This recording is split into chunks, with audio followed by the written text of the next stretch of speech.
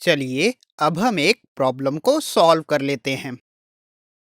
इस प्रॉब्लम में हमें यह एक्सप्लेन करना है कि LiCl अल्कोहल में क्यों सॉल्युबल होता है और MgCl2 NaCl के कंपैरिजन में ज़्यादा कोवेलेंट क्यों होता है।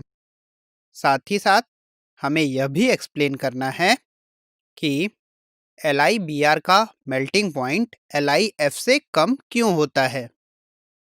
तो चलिए देखते हैं कि इसका सॉल्यूशन क्या होता है। तो अगर हम पहले स्टेटमेंट की बात करें तो LiCl में Li प्लस आयन प्रेजेंट होता है जिसका साइज सबसे कम होता है और इसीलिए इसकी पोलराइजिंग पावर सबसे ज़्यादा होती है।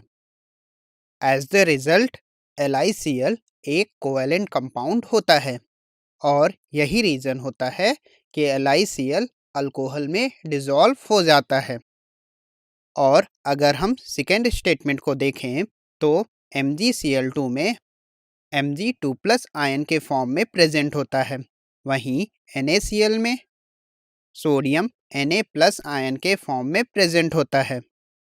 और अगर हम फजान्स रूल को एक बार रिकॉल करें तो हमने यह पढ़ रखा है कि जिस कैटायन पर ज़्यादा पॉजिटिव चार्ज होगा उसकी पोलराइजिंग पावर ज़्यादा होगी और यह अनायन के इलेक्ट्रॉन क्लाउड को उतना ज़्यादा अपनी तरफ अट्रैक्ट कर पाएगा जिसके कारण कंपाउंड में कोवैलेंट नेचर ज़्यादा होगा।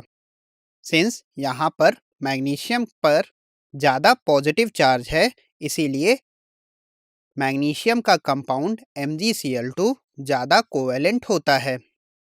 और अगर हम थर्ड पार्ट की बात करें तो इसमें डिफरेंस केवल Br- और F- आयंस का है।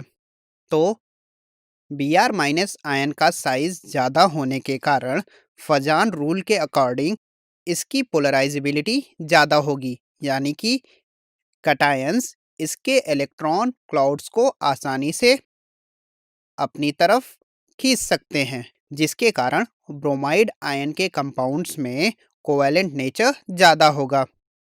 वहीं फ्लोराइड आयन का साइज छोटा होने के कारण इसकी पोलराइजेबिलिटी कम होगी और इसके कंपाउंड LiF में आयनिक कैरेक्टर ज़्यादा होंगे और यही रीज़न होगा कि फ्लोराइड आयन का मेल्टिंग पॉइंट ज़्यादा होगा और ब्रोमाइड आयन का मेल्टिंग पॉइंट कोवैलेंट नेचर होने के कारण कम होगा।